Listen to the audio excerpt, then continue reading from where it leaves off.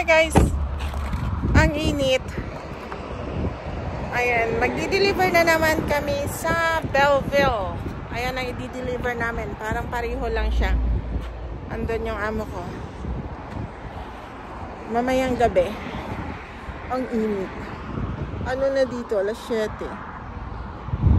Pero mainit pa rin. Time check! 12:30. Ayan, nasa highway na naman kami. Mag-deliver kami sa Belleville. Balikan lang kami. Kaya, oh God, naatok ako.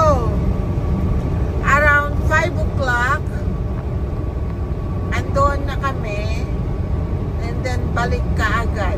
Masasagupan namin yung traffic sa London, sa Toronto. Lagot.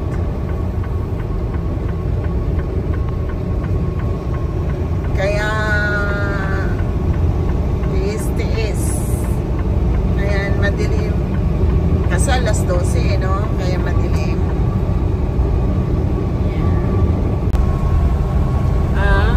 4:30 na ng umaga.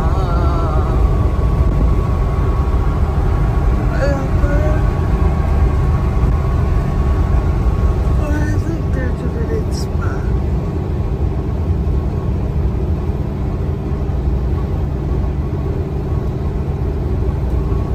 Maliwanag na. Malapit na maliwanag. Malapit na maliwanag.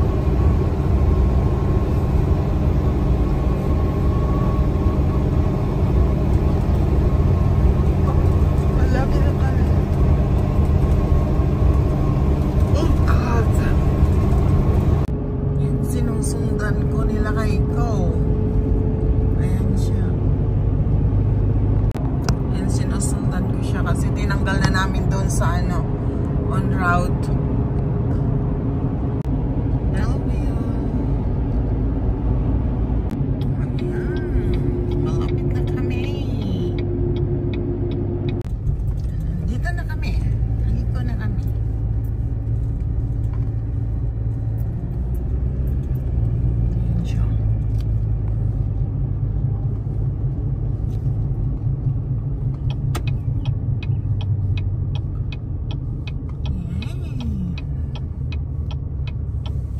Job done.